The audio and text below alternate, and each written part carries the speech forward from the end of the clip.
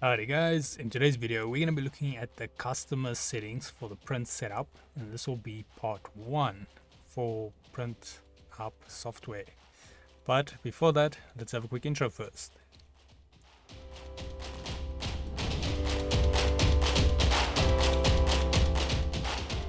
So today's video can be found on softwaretraining.co.za. We make short and easy to watch problem solving videos, and we also have daily updates. Now if we head back into the program here, so in the previous video we looked at the recommended settings under our print setup. So now in today's video we're going to be changing this to the customer. So if we simply click here under the print setup tab and we go to print settings and we click the drop down menu, we go to customer. Now you will notice we've got a lot more settings. We're not going to cover everything. Some of it's a bit advanced. Most of them you can just leave a default, but some of them it's important to know in case you have to do custom things.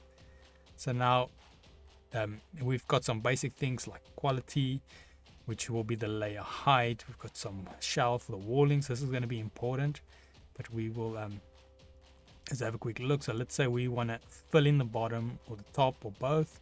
We can go over here. We've got different options. So I'm just going to go, let's say bottom. Let's make this 1. And then we just have that update, and now you can see we've got a solid bottom, which can be rather handy. I'm just going to put this back to 0. You can do the same for the top. The top is a bit of a trick, but we'll cover that in the next video on how to actually go about that. Then under that we can fill, we have the infill, which is a full density. Now if you can remember, under the recommended settings we had this infill. So it's pretty much the same thing. So a lot of these options we can find there, but in more depth or more in-depth ones as well. So that'll be the infill. So we have that. We've got some material, speed, travel, support, all of that. So most of the stuff I've got here and extra. Now the one I want to point out, which is quite important, is the actual enable retraction. And under that you will see there's one called retraction extra prime amount. Now what you will use this for is if I slice a preview, and let's say you print your 3D model, but you're getting gaps between these layers. Then what you can do is you can simply increase that amount. Then it should start filling those layers so that you don't have gaps that you can see right through. So that's what you're going to be using that for. So let me just cover again. So basically you want to go to enable retraction, and then you want to go to retraction extra prime amount, and you can just up this value. Yeah, otherwise that is it on part 1.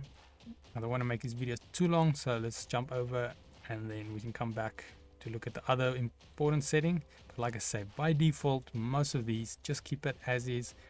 It will be this is really only if you want to do some very custom things, and it'll only be to normally a few of these amounts. Most of it you will leave at default. But yeah, otherwise in the meanwhile, if we head here to softwaretraining.co.za, you guys will notice we've got a variety of different softwares we do cover, and you can also isolate your search on the top right. If you do not, however, find the training videos you're looking for, just simply go here, request a training video, fill in the mini form, and then we'll do our best to try and make that for you. But otherwise, thanks guys for watching, and cheers.